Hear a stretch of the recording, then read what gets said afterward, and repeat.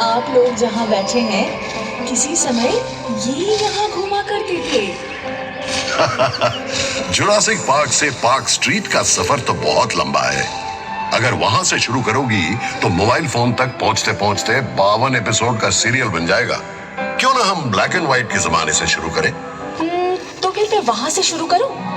16 जनवरी 1941 की रात एक गाड़ी 38/2 एल्गिन रोड से तेजी से निकलती है और सीधा घुस जाती है बंगालियों के दिल और आत्मा में। नहीं नहीं, नेताजी सुभाष चंद्र बोस तो उससे बहुत पहले से कलकत्ते की आत्मा में बस चुके थे, जब वो 1930 में कलकत्ता के मेयर बने थे। यही नहीं, बतौर कांग्रेस प्रेसिडेंट वे पूरे भारत के दिल और दिमाग में बसते थे और ब्रिटिश सरकार की आंखों में धूल झोंककर 3-4 बार भेस बदल कर बचना, ये तो पूरा थ्रिलर है। नेताजी के बाद ऐसा अमर सुपर हीरो कलकत्ते को फिर कभी नहीं मिला।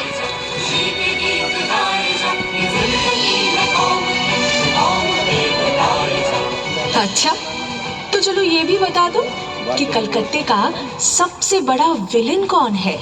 इस पर तो मैं एक ऐसे विलेन का नाम लूंगा जिसका कोई नाम ही नहीं। नाम ही नहीं? मतलब? 1989 में लगातार 6 महीनों तक एक अनजान व्यक्ति रात के अंधेरे में सड़क पर सोते हुए 13 बेघर लोगों का पत्थर से खून करता है। मीडिया ने उसे नाम दिया स्टोन मैन। नहीं नहीं नहीं नहीं, इतने भयानक किस्से से इतिहास की शुरुआत होगी? मुझसे पूछो तो सबसे बड़ा विलेन है अमिताभ बच्चन। अमिताभ बच्चन? वो क्यों?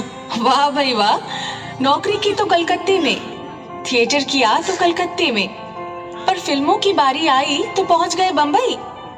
क्या जाता अगर बांग्ला सिनेमा में ही रोमांटिक हीरो बन जाते? इस लॉजिक से तो क्लिफ रिचर्ड का बचपन भी यही गुजरा है, कलकत्ता में।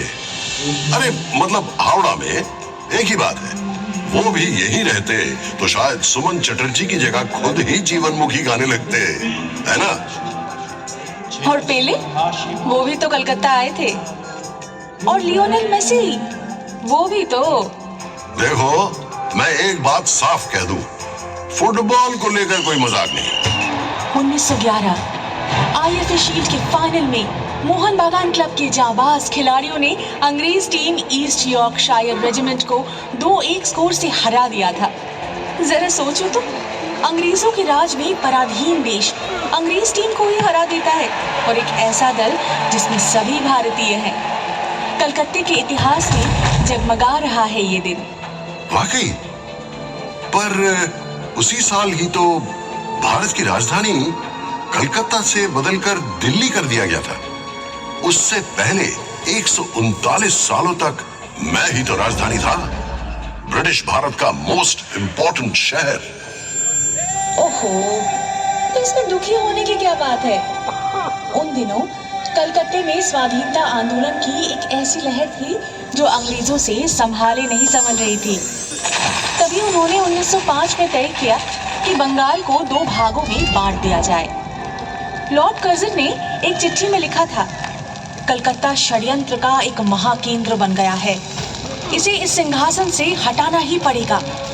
अरे याद नहीं, सुरेंद्रनाथ बैनर्जी के नेतृत्व में राष्ट्रवादी इंडियन एसोसिएशन यहीं पर तो बनी थी। फिर यहीं गठित हुई ऑल इंडिया नेशनल कॉन्फ्रेंस, जिससे आगे चलकर कांग्रेस का जन्म हुआ। तभी तो अंग्रेज सुरेंद्रनाथ को सरेंडर नॉट बुलाते थे, और इसी पुरजोर विरोध के चलते ही तो अंग्रेज बंगाल के टुकड़े करने में असफल रहे। हाँ, तभी तो 6 साल बाद गुस्से में आकर राजधानी को ही बदल डाला। पता है इससे क्या साबित होता है? कि तुम एक बहुत ही प्रभावशाली शहर हो, अन्याय के खिलाफ आवाज उठाने वाला शहर। हाँ, जिसे एक दिन मजा के तौर पर जुलूस नगरी के नाम से पुकारा जाएगा, या फिर बीमार नगरी। अरे जाने दो, तुम्हें तो लोग सिटी ऑफ जॉय के नाम से भी पुकारते हैं। और ये भी तो सच है कि ब्रिटिश काल में तुम ब्रिटिश साम्राज्य के दूसरे खास शहर के रूप में जाने जाते थे। मतलब लंदन के बाद तुम्हारा इनाम आता था। अरे वो तो बस पैसों के लिए। सिर्फ कर संग्रह और झूठ विक्रय से ही अंग्रेज करोड़ों रुपए कमा लेते थे। क्या मुसीबत है? अगर कलकत्ते की निंदा करूं तो तुम चिढ़ जाते हो, और तारीफ करूं तो खुद ही निंदा करने लगते हो। मतलब बस बहस करनी है ना? बहस करना तो मेरे खून में है। जानते हो भारत में पहला सेंसरशिप कानून क्यों बनाया गया था? क्यों? 1872 में जब गिरीश घोष ने इसी शहर में नेशनल थिएटर का गठन किया था, उनका पहला नाटक था दीनबंधु मित्रा का नील दर्पण। अच्छा। 3 साल बाद ये नाटक पूरे भारत में टूर कर रहा था। उसी दौरान एक दिन लखनऊ में यह नाटक चल रहा था, तो जिस सीन में भारतीय किसान आकर अत्याचारी नीलकर साहब को मारता है, उसे देखकर दर्शकों के बीच बैठे हुए ब्रिटिश सेना ने स्टेज पर चढ़कर सब तोड़ फोड़ करनी शुरू कर दी। क्या बात करते हो? अगले ही साल जब प्रिंस ऑफ वेल्स ने कलकत्ता का दौरा किया, तो समूह ने तुरंत उनके स्वागत समारोह को लेकर एक व्यंग नाटक का मंचन किया। क्या बात? उसके बाद अत्याचारी पुलिस कमिश्नर को लेकर भी एक और नाटक। फिर क्या था, तुरंत लागू हुआ ड्रामेटिक परफॉर्मेंस एक्ट, सेंसर की तलवार। जिसमें सेंस ज्यादा हो उसके पीछे सेंसर तो पड़ेगा ही। वहीं दूसरी तरफ जेम्स हिकी को देखो। 1870 में जब उन्होंने यहाँ से भारत का पहला समाचार पत्र द बंगाल गैजेट प्रकाशित किया, तब वे लेडी हेस्टिंग्स की गतिविधियों की आलोचना भरे लेख छापने से भी नहीं चुके। वाह। ठीक उसी तरह जैसे तुम्हारे आजकल की लिटिल मैगजीन सिस्टम का दोषारोपण करती रहती है। पूरा दिन विरोध, गुस्सा, अथॉरिटी पर व्यंग, यही सब यहाँ के लोगों के पेट में उबलता रहता है। तभी तो कलकत्ता वालों का लिवर जो है ना, इतना कमजोर है। अजी, ना तो हमारे लिवर में कुछ खराबी है और ना ही हमारे कैंटिलीवर में। हावड़ा ब्रिज एक कैंटिलीवर ब्रिज है ना? ये सन 1943 से इसी तरह खड़ा है, एकदम सही सलामत। सो तो है, हर रोज लाखों गाड़ियां, बस, ट्रक, रिक्शा इस पर से ही तो गुजरती हैं। फिर भी ये टस से मस नहीं हुआ। और सबसे हैरान करने वाली बात ये है कि इस पूरे ब्रिज में एक भी स्क्रू यानी पेंच नहीं है। इसीलिए तो जिन लोगों के दिमाग का स्क्रू ढीला है, वे अक्सर हावड़ा ब्रिज के ऊपर चढ़ जाते हैं। लेकिन वहां से क्या नजारा मिलता होगा, इमेजिन कर सकती हो? मैं इमेजिन नहीं कर सकती। लगभग 100 सालों से विक्टोरिया मेमोरियल की चोटी पर अपने पंख फैलाए खड़ी हूँ मैं। क्या आपको कोई अंदाजा है कि मैं यहाँ से क्या क्या देख सकती हूँ? मैंने प्रेम में डूबी जोड़ियाँ, उनकी नोकझोंक, ये सब देखे हैं। निकम्मे लोगों की भीड़ भी, और अकेडमी ऑफ फाइन आर्ट्स की एक्सपेरिमेंटल पेंटिंग्स भी। एक तरफ रेस कोर्स की घुड़सवारी की दौड़ में बेशुमार पैसे लुटाना, और दूसरी तरफ क्लबों में कोट पैंट पहने कलकतिया बाबुओं का अंग्रेजीपन। व्यूज और न्यूज तुम मुझे सिखाओगे? मैं तो तुम्हारी नस नस से वाकिफ हूँ। सिर्फ वाकिफ ही नहीं, तुम पर मेरी संगत का असर भी दिखता है। कभी तो हवा के झोंके से तुम तेजी से गोल गोल घूमने लगती हो, तो कभी गठिया के दर्द से तुम घूमना ही भूल जाती हो। और ये इमारत जिस पर तुम्हें इतना गर्व है, कभी तो इसे ताजमहल की नकल कहा जाता था। क्या बात करते हो? अरे हाँ, क्या इसे गाय के गोबर से काला नहीं किया गया था ताकि जापानी उस पर बमबारी न कर सके?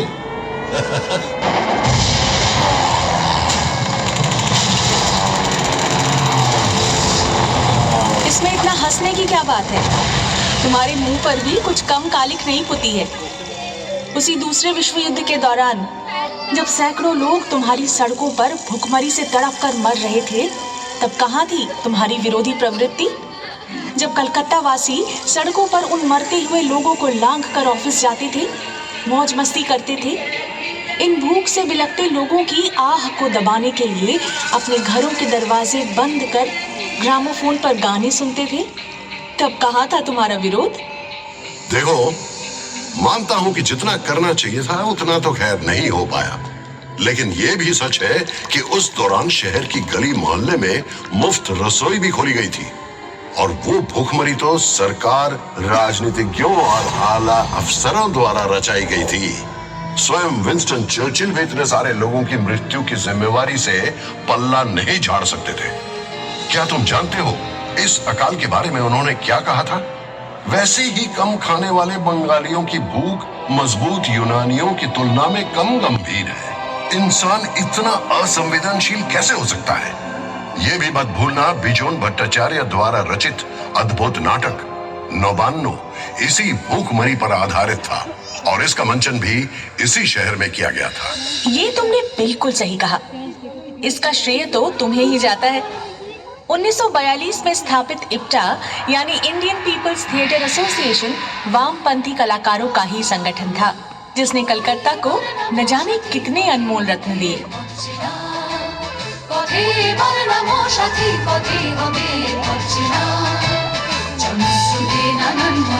और सिर्फ नौबान्नो ही क्यों, यहाँ से तो कई यादगार गाने, नाटक और फिल्मों का जन्म हुआ। इसी इप्टा ने ही तो कई जगमगाते हीरे दिए हमें। उत्पल दत्त, ज्योतिरिंद्रनाथ मोइत्रो, देवव्रत विश्वास, सलिल चौधरी और इन्हीं के भाव शिष्य थे मृणाल सेन। ये दौर कितना प्रेरणादायक था ना।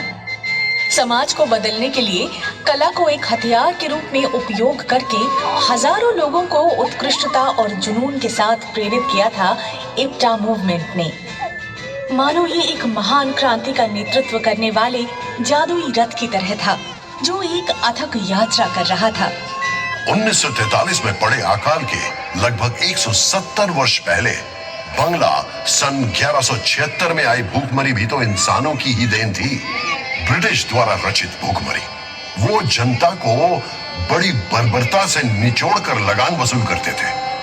उन्होंने किसानों को अपने धान के खेतों में अफीम और नील बोने के लिए मजबूर किया था। उस समय भी तो मेरे सीने में गिरकर लाखों असहाय लोगों ने जान गंवाई थी और मैं बस चुपचाप देखता रह गया। काश उस समय भी एक आईपीटीए होती। तुम्हारा इतिहास जागते रहने का इतिहास है, लेकिन सोते रहने का भी। अच्छा ये बताओ, 19वीं सदी में जब बंगाली बाबू लोग अपनी पालतू बिल्लियों की शादी में बेशुमार धन बर्बाद कर रहे थे या गुलाब जल में स्नान कर रहे थे, तब तुम किस हालत में थे जनाब? आधी नींद में या ऊँघते हुए? हमारे फ्रॉड করে প্রাণ কৃষ্ণ কোথায় গেলে আমারে ফ্রড করে প্রাণ কৃষ্ণ কোথায় গেলে I am sorry very sorry I am sorry very sorry আমার तब मुझे बड़ा मजा आता था। पूरे बदन पर तेल मलकर 4 घोड़ों वाली गाड़ी पर सवार होकर नदी में स्नान करने के लिए निकलने का एक अलग ही ग्लैमर होता है। ये तो मानती हो ना? और जरा सोचो, अगर बाबुओं की वो शोशेबाजी ना रहती तो तवायफों का नाच देखने का भी चलन नहीं रहता। फिर ना तो उनके पैसों से ढेर सारे स्कूल कॉलेज खुलते और ना ही मेरा सबसे खूबसूरत और जगमगाता त्योहार दुर्गा पूजा अस्तित्व में आता। दुर्गा पूजा नहीं होती? मगर क्यों? अरे शोभा बाजार के बाबू नवकृष्ण देव ने ही तो मदरसे बनाने के लिए ढेर सारे रुपए दिए थे, सड़कें बनवाई थी और पूरे देश भर से गायकों संगीतकारों को बुलवाकर बड़े बड़े संगीत सम्मेलन करवाते थे। और उन्होंने न केवल पलासी की लड़ाई में सिराजुद्दौला के खिलाफ साजिश में भाग लिया, बल्कि अंग्रेजों की जीत की खुशी में एक शानदार दुर्गा पूजा का भी आयोजन किया था। अच्छा? उसी के चलते ही तो हमारे कैलेंडर में दुर्गा पूजा को इतना महत्वपूर्ण स्थान मिला। क्या बात करते हो? दुर्गा पूजा की शुरुआत उसी व्यक्ति ने की जिसने बंगाल को अंग्रेजों के हाथ में सौंपने का षड्यंत्र रचा था। बिल्कुल। शायद बंगाल अंग्रेजों के हाथों कभी ना आता अगर 1756 में सिराजुद्दौला अपनी विशाल सेना लेकर मुझ पर आक्रमण न करता।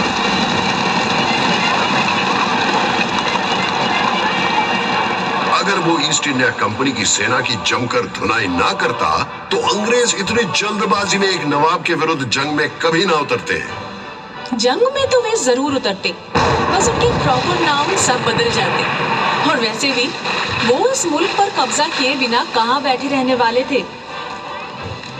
24 अगस्त 1690 को मूसलाधार बारिश के बीच कंपनी के एजेंट जॉब चार्नॉक ने जैसे ही अपनी नाव यहाँ बांधी, बस तभी से समय का पहिया घूमा और तुम्हारे इतिहास की शुरुआत हुई। यहाँ मैं तुमसे सहमत नहीं हूँ। एक नहीं, दो पहलुओं से। चाणक्य के पहुंचने के बहुत पहले कवि कंकन मुकुंदराम ने मेरे विषय में लिखा था। उससे भी पहले 1495 में कवि विप्रदास पिपिलाई ने अपना मनसा मंगल काव्य में भी मेरा जिक्र किया था। अच्छा? सावर्ण राय चौधरी के परिवार अंग्रेजों के आने के पहले से ही कलकत्ता में जमींदार थे। भाई वाह। मेरे इतिहास की शुरुआत तो बहुत पहले से हुई थी। और ना ही तुम ये कह सकती हो कि चाणक्य के आगमन के साथ साथ चीजें भी बदतर हो गई। राम मोहन राय ने सतीदाह प्रथा बंद जरूर करवाई थी, लेकिन इतना बड़ा काम क्या वो अकेले कर सकते थे?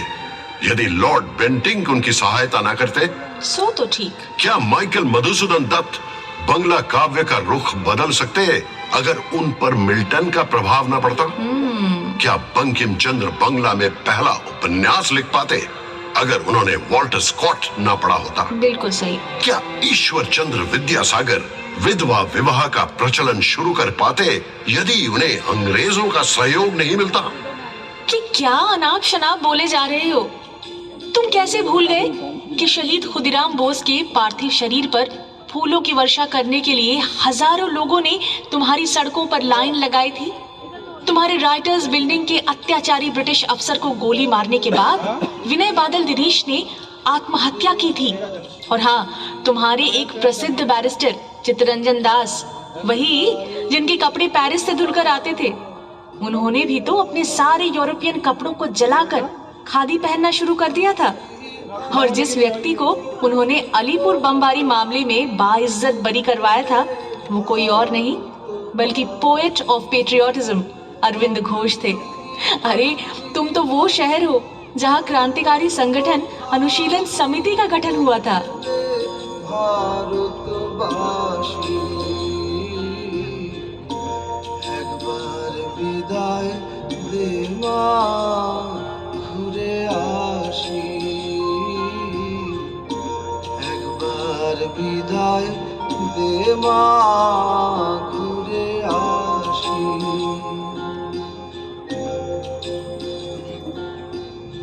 हाँ, सो तो है, मगर ये भी तो सच है, जिस मॉन्यूमेंट को 1828 में ईस्ट इंडिया कंपनी द्वारा 2-2 युद्ध में जीत हासिल करने की खुशी में कमांडर डेविड ऑक्टरलोनी की याद में बनवाया गया था, 1969 में उसी का नाम बदलकर शहीद मीनार रख दिया गया, जिसे भारत के स्वाधीनता संग्राम में हुए शहीदों को समर्पित किया गया।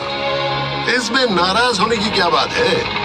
मैं तो बस सोच रहा था। जिसे कहते हैं ख्याली पुलाव पकाना। अगर कलकत्ता की सड़कों पर शेर चीते घूमते रहते तो फिर क्या होता? अरे बंगाल का शेर यानी कि बाघ, वो तो बहुत प्रसिद्ध है और वो कलकत्ता में ही रहते थे। कलकत्ता विश्वविद्यालय, जिसकी स्थापना 1857 में हुई थी, उसके ठीक 50 साल बाद 1907 में उन्होंने इसकी कमान संभाली और पूरी जिम्मेदारी के साथ उसका एक नया रूप दे डाला। वो थे सर आशुतोष मुखोपाध्याय। और बब्बर शेर? बब्बर शेर यानी सिंहो, हाँ वो भी है। काली प्रसन्न सिन्हा या काली प्रसन्न सिंहो, जिन्होंने एक ओर महाभारत का अनुवाद किया था तो दूसरी ओर मुझे लेकर हुतुम पेंचार नौकशा भी लिखा था। और गेंडा, उसका क्या? गेंडा तो वो लोग हैं जिनकी मोटी खाल को कलकत्ता के महापुरुषों की शिक्षा भी भेद नहीं कर पाई।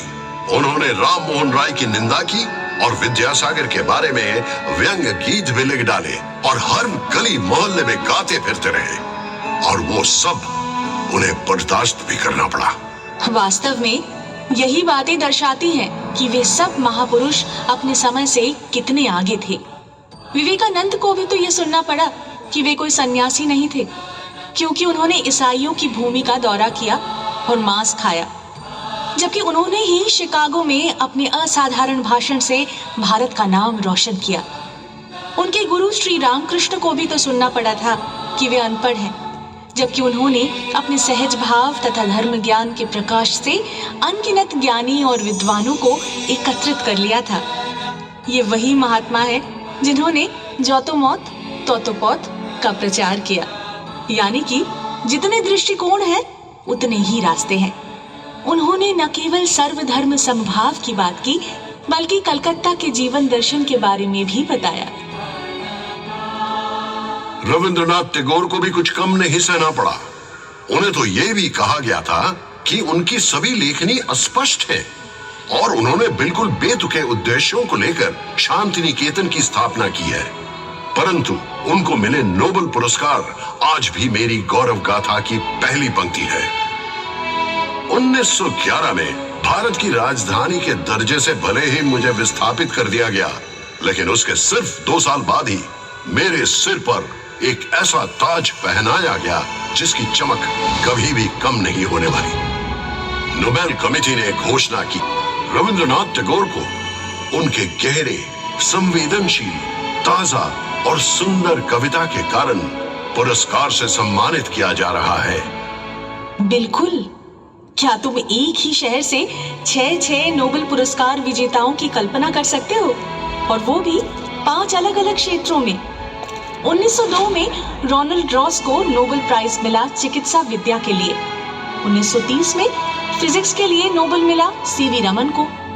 1979 में मदर टेरेसा को नोबेल शांति पुरस्कार प्राप्त हुआ और 1998 में अमर्त्य सेन को नोबेल मिला इकोनॉमिक्स के लिए, और 2019 में अभिजीत विनायक बंदोपाध्याय को वैश्विक स्तर पर गरीबी कम करने की ओर किए गए उनके कार्यों के लिए नोबेल पुरस्कार से सम्मानित किया गया। ऐसा नहीं है कि नोबेल मिलना ही सब कुछ है। वैज्ञानिक जगदीश चंद्र बोस ने भले ही नोबेल पुरस्कार ना जीता हो, लेकिन वो मेरे आकाश के एक जगमगाते सितारे हैं। उनकी प्रतिभा पेड़ पौधों में जीवन की खोज से लेकर रेडियो के आविष्कार तक फैली हुई है। आचार्य प्रफुल्ल चंद्र राय इंग्लैंड की रॉयल केमिकल सोसाइटी द्वारा केमिकल लैंडमार्क पुरस्कार से सम्मानित होने वाले पहले गैर यूरोपीय थे। बोस आइंस्टाइन स्टैटिस्टिक्स के मानक वाहक सत्येंद्रनाथ बोस के नाम पर बोसोन गण का नाम रखा गया है। भारत में स्टैटिस्टिक्स चर्चा के जनक योजना आयोग के वास्तुकार प्रशांत चंद्र महालानबिस भी इसी शहर के निवासी थे, जिनका जन्मदिन अब नेशनल स्टैटिस्टिक्स डे के रूप में मनाया जाता है। मुझे तुम्हारे गुब्बारे को पंचर करने का बेहद अफसोस है, लेकिन विज्ञान का ये महान केंद्र कभी-कभी अवैज्ञानिक सनकियों का केंद्र भी बन जाता है। 1857 में कलकत्ता में अचानक मृतकों के वापस लौटने की अफवाह फैली। किसी ने कहा इस साल जितने लोगों की मौत हुई है वे सभी लोग काली पूजा की रात को लौट आएंगे, और फिर कुछ लोग बोले नहीं, पिछले 10 सालों में जितने लोगों की मौत हुई है वे सभी 15वीं कार्तिक को वापस लौट आएंगे। पूरे शहर में हलचल मच गई। बहुत से लोग बेचैनी से अपने मृतक परिजनों के लौटने का इंतजार करने लगे। इस पर गाना भी बना लिया गया था, पता है? मर गया था जो आ रहा लौट के, बहता हुआ आ रहा है राना घाट पे, पतली गर्दन उसकी और पेट है फूला सा, पानी पी पी कर बन गया है जली सा। Guilty as charged. 1979 की अफवाह भी कुछ कम नहीं थी कि अमेरिका द्वारा भेजा गया सैटेलाइट स्काईलैब कभी भी टूटकर गिर पड़ेगा। लोगों का बस चलता तो वो आसमान की ओर देखते हुए ही सड़क पर चलते। कोई तो पूरा दिन हेलमेट पहनकर ही घूमते थे। हाँ, स्काईलैब के कुछ टुकड़े गिरे जरूर थे, लेकिन वो ऑस्ट्रेलिया था, पर्थ और उसके आसपास के कुछ अन्य जगहों पर। कलकत्ता से उसका दूर दूर तक कोई संबंध नहीं था। लेकिन सबसे बड़ी अफवाह या शायद पागलपन था कि गणेश जी ने दूध पीना शुरू कर दिया। 1995 की एक दोपहर को, याद है तुम्हें? चाहे वो मंदिर के गणेश हो, कैलेंडर के गणेश हो या फिर दीवार पर टंगे गणेश हो, सभी गणेश जी ऐसे दूध पी रहे थे जैसे कि मानो उनका जीवन उसी पर निर्भर हो। सभी दूध लेकर सिर के बल भाग रहे थे कि अपने निकटतम गणेश जी को दूध पिलाया जाए, मानो अगर वे इस मिरेकल को देखने से चूक गए तो उनके पुण्य का जो कोटा है ना वो कम हो जाएगा। इसे ही कहते हैं डिरोजियो का फैंटम पंच। तुम उसे जानती हो? तुम्हारे से काफी पहले एक 17 साल का एंग्लो इंडियन लड़का जो हिंदू कॉलेज में अंग्रेजी का शिक्षक था, जिसने अपने छात्रों से कहा, तर्क करो, मान्य करो, अपने तर्क का उपयोग करो, परंपरा को चुनौती दो। और उसके लगभग सभी छात्र, उन्हें शिष्य कहना बेहतर है, जो दूर दूर तक यंग बंगाल के रूप में फैल जाते हैं और जुट जाते हैं समाज को सुधारने की कोशिश में। ये सब भी तो यहीं पर हुआ था ना। मुझे अच्छे से याद है किस प्रकार उन युवाओं ने रूढ़िवादी ब्राह्मणों को झकझोर कर समाज को सुधारने की कोशिश की। 70 के दशक में एक और युवा दल ने हिंसापूर्ण नक्सल आंदोलन के माध्यम से ठीक उसी प्रकार सिस्टम पर प्रचंड प्रहार करने की कोशिश की थी। लेकिन इस बार बम और गोलियों से समाज सुधार की इस प्रक्रिया का प्रशासनिक जवाब भी बहुत जोरदार था, क्योंकि तब तक राजनीतिक परिस्थिति काफी जटिल हो चुकी थी। वो एक भयानक दौर था। रात भर बम के विस्फोटों और पुलिस जीपों की गड़गड़ाहट सुनाई देती थी और सुबह होते ही नजर आती थी गंगा के तट पर बहते हुए न जाने कितने प्रतिभाशाली युवकों की लाशें। गर्म जवान खून के धब्बों से तुम्हारा शरीर उस दिन लाल हो गया था। विचारधारा और परंपरा खो गए थे एक नए मुखौटे के पीछे। हाँ, जो तो मौत तो पौत। नक्सल आंदोलन किसी के लिए आतंक का कारण बना तो किसी के लिए रोमांटिक नॉस्टैल्जिया। चीन का चेयरमैन हमारा चेयरमैन, इस स्लोगन को लेकर कुछ लोग मुंह बनाकर मंद मंद मुस्कुराते भी थे। पर मुझे बताओ, क्या कोई यहाँ रहकर चीन के नेता से प्रभावित नहीं हो सकता? क्या कलकत्ता विश्व नागरिकता का केंद्र नहीं? हाँ, यहाँ मैं तुमसे बिल्कुल सहमत हूँ। अकेला हिंदू कॉलेज ही इस बात का एक शक्तिशाली प्रमाण है। अंग्रेजी भाषा सीखनी है, पाश्चात्य संस्कृति को समझना है और उसे अपनी संस्कृति के साथ जोड़ना है। इन सिद्धांतों को लेकर, इन उद्देश्यों को लेकर भारत के अन्य किसी प्रांत में इस प्रकार का एक स्कूल स्थापित करना शायद नामुमकिन था। 1817 में अंग्रेजों और बंगालियों ने मिलकर एक ऐसा काम किया जो ना किया होता तो शायद बंगाल रेनेसा नहीं होता। हाँ बिल्कुल, मगर बंगाल रेनेसा का सोचता हूँ तो वाकई विश्वास नहीं होता। अकेले ठाकुर परिवार को ही देख लो, ऐसा लगता है मानो 10-10 प्रतिभाशाली व्यक्तियों के गुण उनके परिवार के एक एक सदस्य में भर दिए गए हो। द्विजेंद्रनाथ ठाकुर, जिन्होंने संस्कृत से बांग्ला में मेघदूतम का अनुवाद किया, बांग्ला में दर्शन शास्त्र पर किताबें लिखी, आशुलिपि के बांग्ला संस्करण में सुधार किया और यहाँ तक कि बक्से बनाने पर भी एक किताब लिख डाली। सत्येंद्रनाथ ठाकुर, ये प्रथम भारतीय IAS थे और उस जमाने में अपनी पत्नी को अपने साथ विदेश लेकर गए। अच्छा? ज्योतिरेंद्रनाथ ठाकुर एक श्रेष्ठ चित्रकार, नाट्यकार, निर्देशक और अभिनेता थे।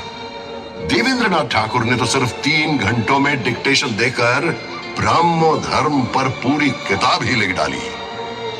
गगनेंद्रनाथ ठाकुर एक असाधारण चित्रकार थे। वो कार्टून बनाने के साथ साथ क्यूबिस्ट पेंटिंग भी बनाते रहे। क्या बात है। और अवनींद्रनाथ के चित्र और कहानियां दोनों ही बंगाली संस्कृति का खजाना माने जाते हैं।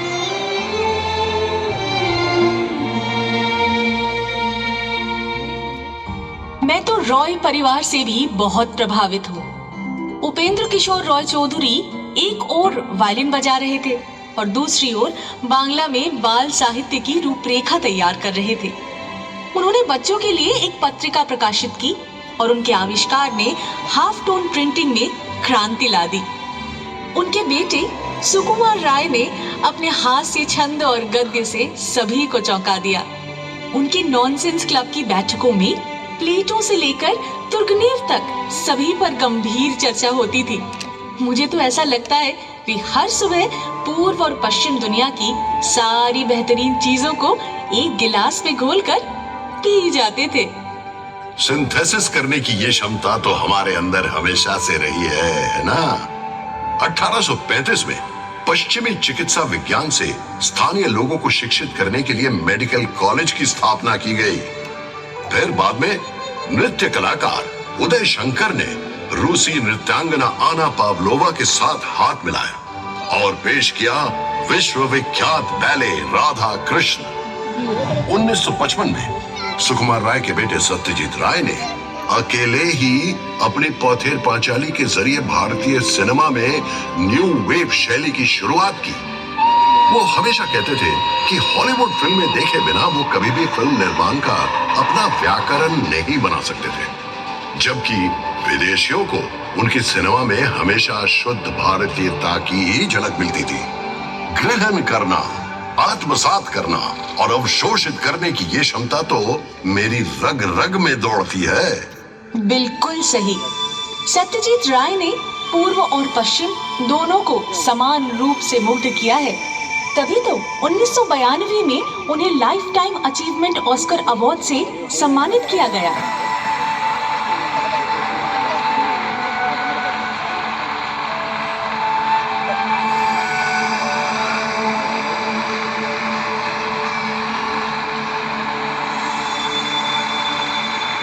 वही क्यों, उसी वर्ष की शुरुआत में सुब्रतो मित्रों को भी सिनेमेटोग्राफी में उत्कृष्टता के लिए Eastman कोडाक life time achievement award से सराहा गया था। कितनी अजीब बात है ना। सुब्रतो मित्रों सत्यजीत राय की शुरुआती फिल्मों में कैमरामैन हुआ करते थे। अफसोस कि उन्हें कभी भी वह प्रसिद्धि नहीं मिली जो दुनिया के सर्वश्रेष्ठ सिनेमेटोग्राफर में से एक के रूप में उन्हें मिलनी चाहिए थी। माफ करना, गुमनाम नायकों के प्रति तुम्हारा ये जो जुनून है ना, कि मेरी समझ से परे है। समझ ही नहीं आता कि तुम असल में उदार हो या अत्यधिक आलोचनात्मक। जब भी दुनिया आपके शहर के किसी का गुणगान करे, कलकत्ता वासी तुरंत एक दूसरे व्यक्ति को पेश कर देंगे और कहने लगेंगे, भाई इनमें क्या कमी है, इन्हें इनका हक क्यों नहीं मिला? क्यों नहीं, कलकत्ता के लोग विजेताओं को लेकर जश्न मनाना भी जानते हैं और साथ साथ जो लोग पीछे छूट गए हैं उनका सम्मान करना भी। हम उन लोगों की उपेक्षा नहीं करते जिन्होंने पुरस्कार नहीं जीता, जो बिना प्रसिद्धि के ही चले गए, क्योंकि हम जानते हैं कि किसी कलाकार या विचारक का मूल्यांकन कैसे किया जाता है, ये देखकर कि उन्होंने कितना पुरस्कार एकत्रित किया है, ना कि ये समझकर कि उन्होंने कितना सोना बटोरा है। इसीलिए जब तक रविंद्रनाथ याद रहेंगे तब तक जीवनानंद दास भी, जब तक सत्यजीत राय तब तक ऋतिक घटक भी, जब तक शंभु मित्रों तब तक बादल सरकार भी, जब तक सुनील गंगोपाध्याय तब तक कोमल कुमार मुजुमदार भी। जिस प्रकार हम पंकज राय को सर माथे पर रखेंगे, उसी प्रकार शूटे बैनर्जी को भी। जैसे हेमंतो, मान्ना, सुंधा इनको सिंहासन पर बैठाएंगे, वैसे ही सुचित्रा मित्रों, कोनिका बंदोपाध्याय को भी सलामी देंगे और साथ ही निर्मला मिश्रो, प्रतिमा बंदोपाध्याय को भी, और निखिल बैनर्जी के सितार वादन में कहीं खो जाएंगे। ये कोई सनक नहीं, इसे कहते हैं गहरी अंतर्दृष्टि, समझे?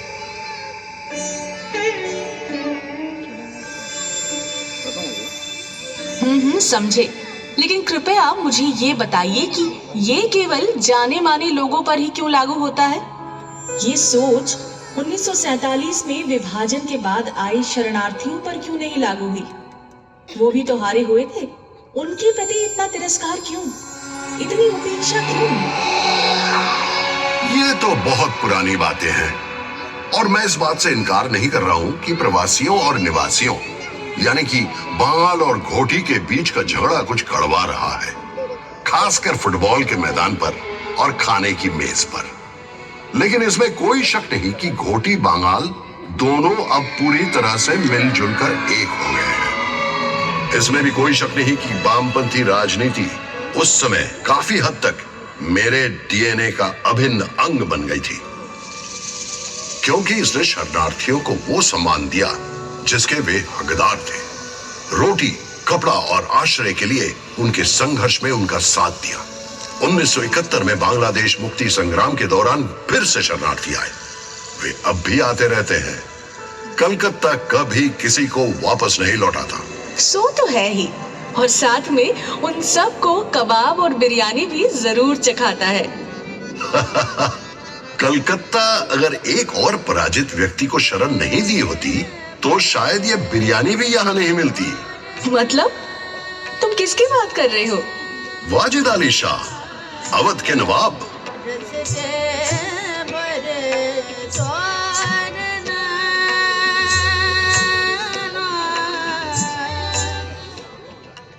(1856) में अंग्रेजों ने बिना किसी लड़ाई के उन्हें गद्दी से हटाकर निर्वासित कर दिया कलकत्ता में।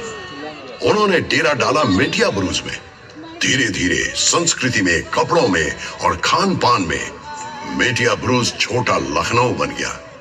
इस प्रक्रिया में स्थानीय संगीत और नृत्य भी प्रभावित हुए, लेकिन उससे कई गुना ज्यादा प्रभावित हुए कलकत्ता वालों का खाने का स्वाद और खाना पकाने के बर्तन आदि। अभी कलकत्ता की सड़कों के किनारे जो कबाब और बिरयानी की दुकानें दिखाई देती हैं, उनकी जड़ें उस शर्मनाक निर्वासन के इतिहास से जुड़ी है। जीवन धन का कुछ भी व्यर्थ नहीं जाता, कलकत्ता ने सदा शान से ये माना है। लेकिन जब हम 1946 के दंगों को याद करते हैं, तब ये शान शायद फीकी पड़ जाती है। वो भीषण हिंदू मुस्लिम दंगे जो करीब एक हफ्ते तक चले थे।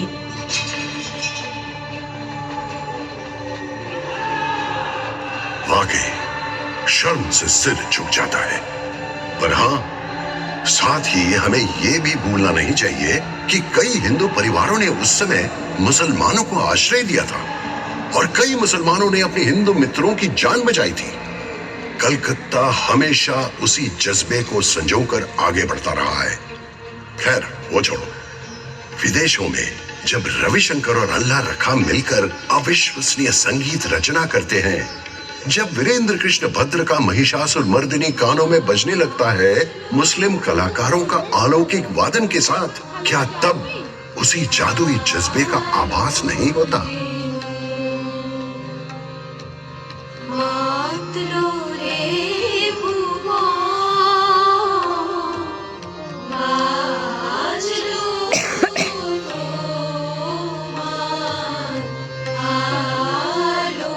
बिल्कुल मेरे दोस्त, सही कहा तुमने।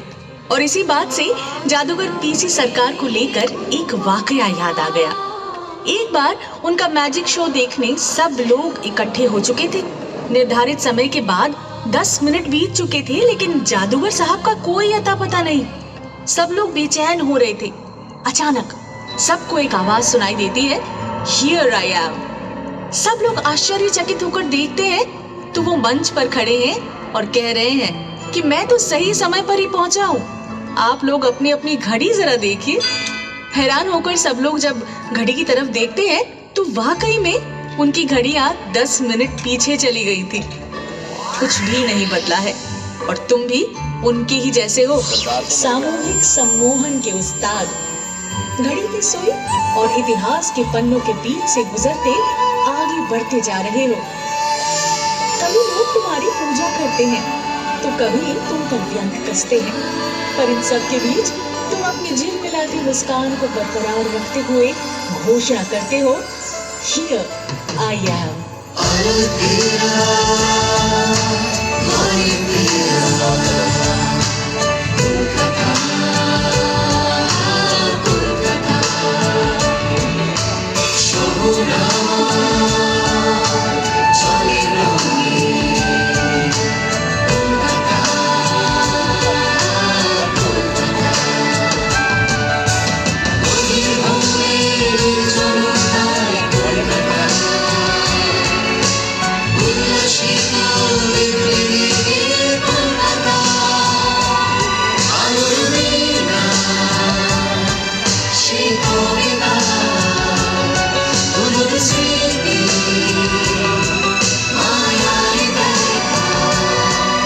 ईशो तुम्हारा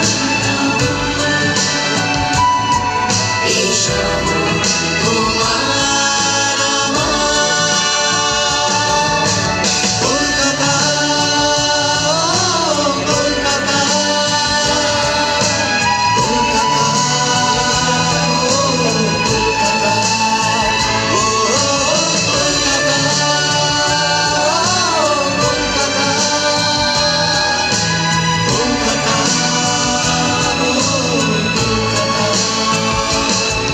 ईशो